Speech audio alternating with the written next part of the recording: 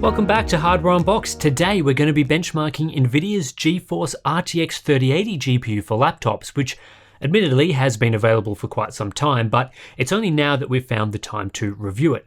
At the moment, this is Nvidia's high-end laptop GPU for flagship gaming machines, usually paired with either Intel Core i9 or AMD Ryzen 9 processors, offering the best of the best in a portable form factor. Back at CES, we talked extensively about the RTX 3080 laptop GPU specifications, so here is a recap.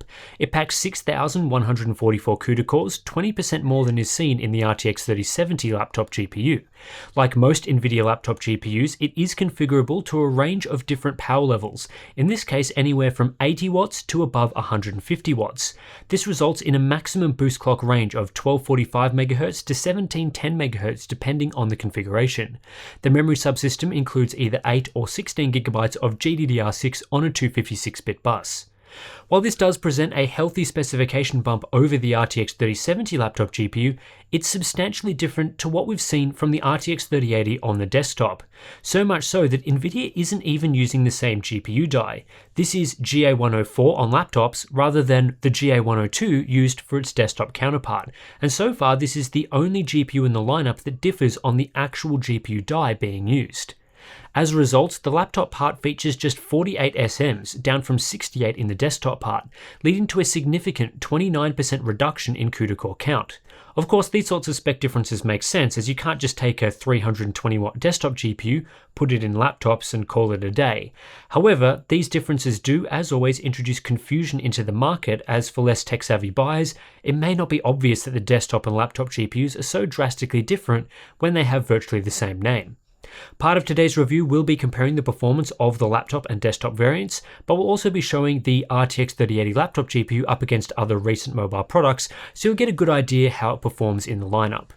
The test system for today's benchmarking is the MSI GE66 Raider, a high-end 17-inch system equipped with flagship specifications. The model we received from MSI to test, the 10UH, packs the 16GB variant of the GeForce RTX 3080 laptop GPU with a power range of 135 to 155 watts, 135 watts being the base limit, with an extra 20 watts available through Dynamic Boost 2.0. It also includes an Intel Core i9 10980HK processor. 11th gen variants will be available soon, but for now we have 10th gen data, 32GB of DDR4 3200 memory, and a 17.3-inch 1080p 240Hz IPS display are also available here. I'm quite a big fan of MSI's Raider designs this generation. The build quality is excellent, and while this is a bigger laptop, it's not a ridiculously huge system. It retains portability to some degree without sacrificing on the cooling necessary for an RTX 3080 and Core i9 CPU. If you want more details on this specific model, then I would recommend checking out Jared's tech review, which I'll link below. Today we are testing the RTX 3080 laptop GPU at two resolutions, 1080p with Nvidia Optimus enabled, so the display is connected to the iGPU, and 1440p with an external display connected directly to the discrete GPU, so let's get into the benchmarks. First up is Metro Exodus. At 1080p using ultra settings, the RTX 3080 laptop GPU is able to sustain 119 FPS on average in our benchmark pass, which delivers quite a decent high refresh rate experience on modern internal laptop displays. This is 13% faster than the RTX 3070 running at 115 watts, however it still means the RTX 3080 laptop falls well short of the RTX 3070 in desktops. At 1080p we're 25% behind the desktop RTX 3080 here. At 1440p, it's a slightly more positive story for the RTX 3080 in laptops. While the margin to the desktop part has grown compared to at 1080p, the RTX 3080 laptop is now quite a bit faster than the RTX 3070 laptop. Now there is a bit of a power discrepancy here, 135 watts versus 115 watts.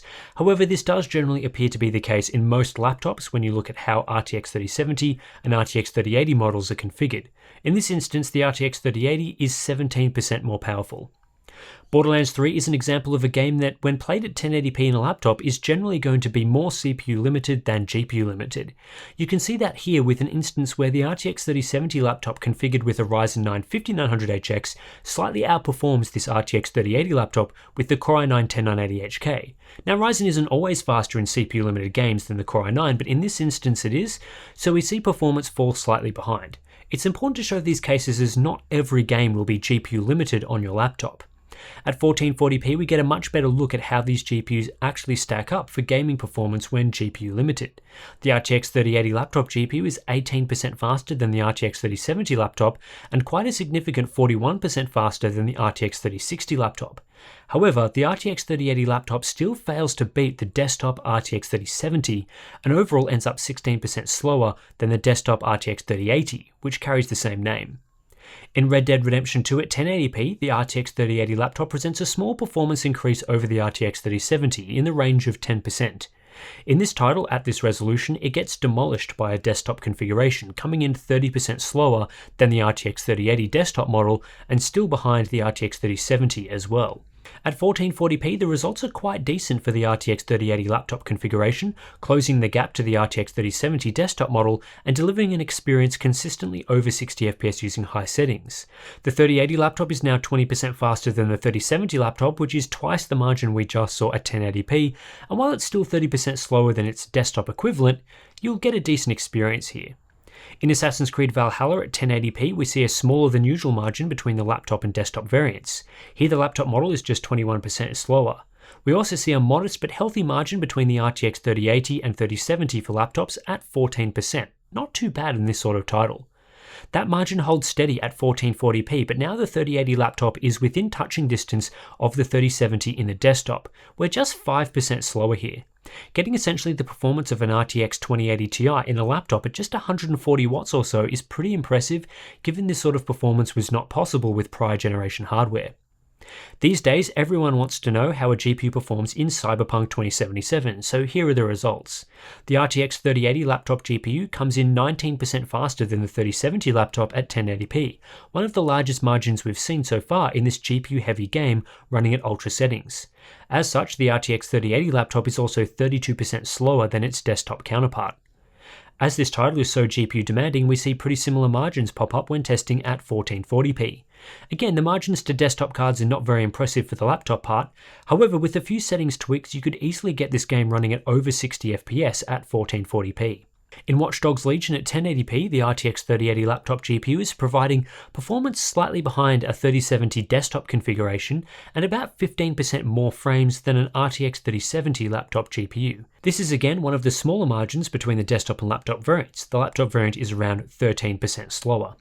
At 1440p, the RTX 3080 laptop is almost matching the performance of the desktop RTX 3070, so that's not a bad result for a significantly lower power laptop equivalent, although ultimately it still falls well short of what the desktop 3080 can do. Meanwhile, in the laptop space, the RTX 3080 performs well, delivering 19% better performance than the RTX 3070 for laptops. Death Stranding at 1080p is another title which is CPU limited in modern laptop form factors, as you can see from the results comparing the Core i9 and Ryzen 9 laptops. So this is another good reminder that not all games you play will benefit from the faster RTX 3080 GPU, as at 1080p we are right on the border of being CPU limited. For this sort of game, it makes a lot more sense to pick a laptop with a good CPU. However, the situation is very different at 1440p. Now there is a more noticeable step up in performance comparing the RTX 3080 laptop GPU to the RTX 3070 laptop GPU, a 16% performance increase. The margin to the desktop counterparts also shrinks. We're now just 22% slower than the 3080 desktop version and 12% slower than the RTX 3070. The final title we'll be looking at in detail today is Horizon Zero Dawn. This game is GPU limited at 1080p using the Ultimate Quality preset. So again, we see about a 15% performance increase moving from the RTX 3070 laptop to the RTX 3080 laptop, one of the higher margins in our testing so far. However, we are still 26% slower than the desktop equivalent GPU. At 1440p, it's a fairly similar situation, although to be honest, the 3080 laptop GPU is delivering nearly 100 FPS on average here, which is a great result for a laptop GPU given what we've seen from other models available. Before jumping into the conclusion, here is a look at some head-to-head comparisons in a larger range of games. When comparing the RTX 3080 laptop to the RTX 3070 laptop in a higher power class, most of the time the 3080 will be delivering between 10 and 15% more performance.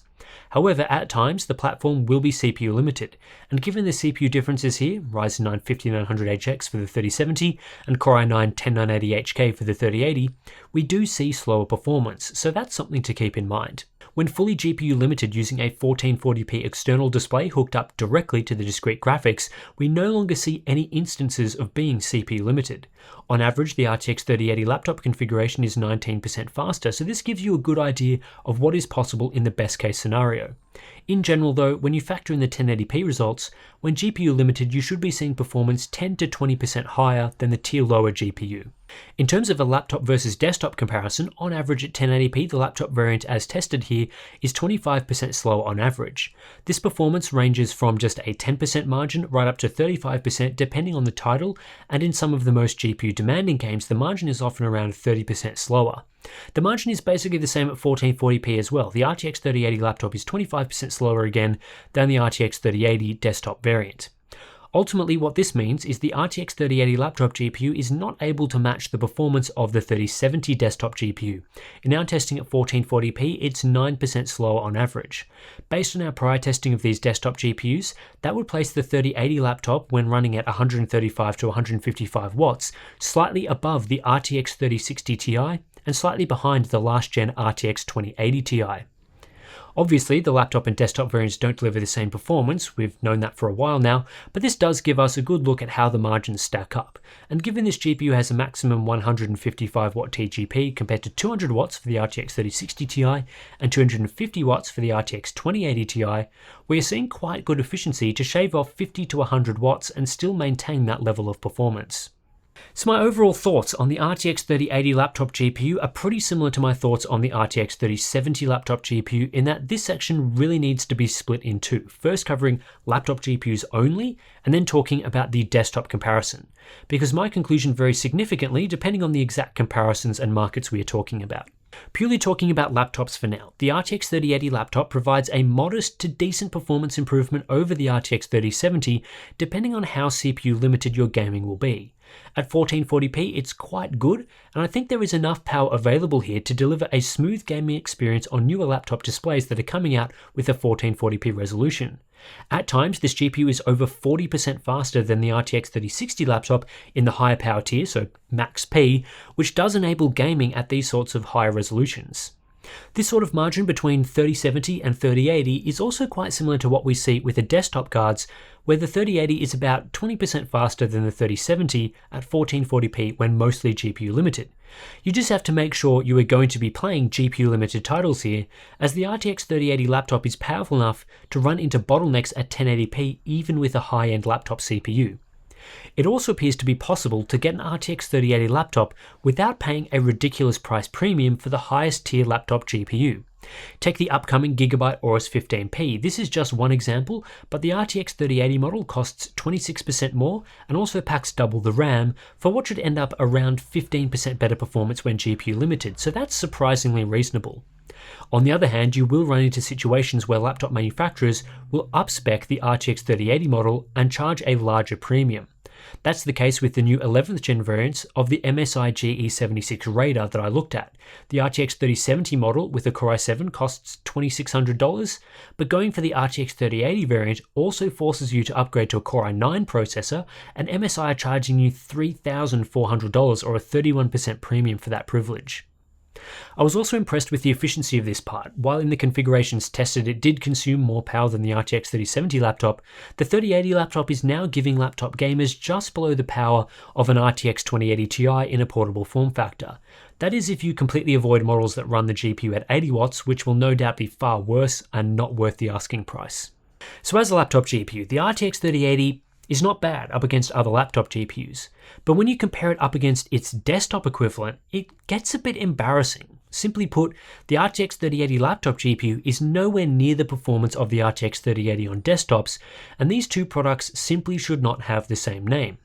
In the configurations I tested, the RTX 3080 desktop card was 33% faster than the RTX 3080 laptop GPU, running in the upper range of its power limits, 135 to 155 watts. This margin will only grow with lower power configurations. After all, the RTX 3080 can be used all the way down to 80 watts.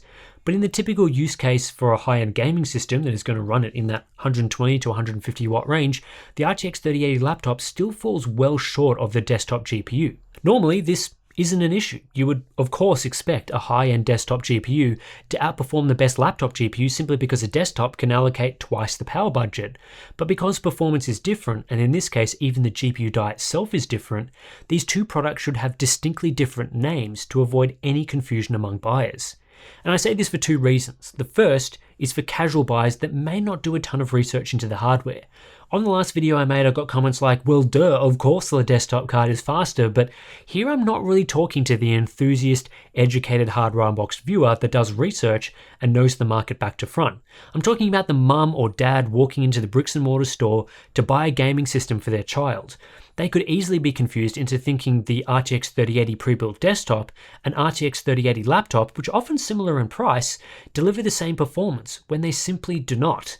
Having distinctly different names would resolve this problem. The second reason is relating to today, where consumers are faced with a horrendous desktop GPU market. A talking point I've heard several times is, well, you could either buy a GPU for thousands of dollars on the scalper market or just buy a gaming laptop. I've even heard some say that gaming laptops are great value now.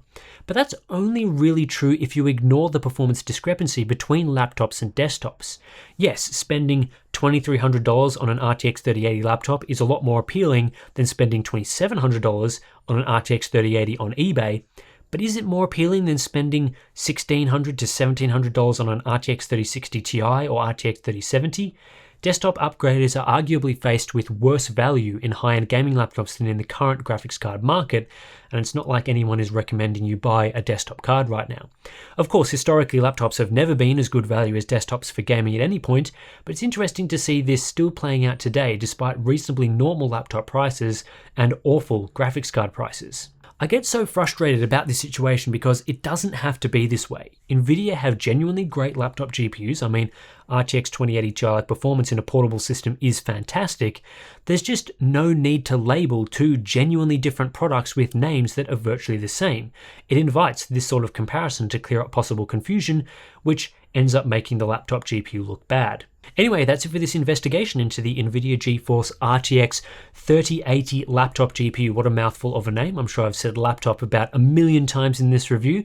We will be back soon to look at more laptop stuff. We've got 11th gen Intel CPUs coming shortly. We've also got Nvidia's RTX 3050 and 3050 Ti that they just recently announced. So we'll be going through all of that as soon as we can get to it. Thanks for watching, guys. Hope you enjoyed it. Hope you learned something. Support us on Patreon or Floatplane as well if you're interested. And I'll catch you in the next one.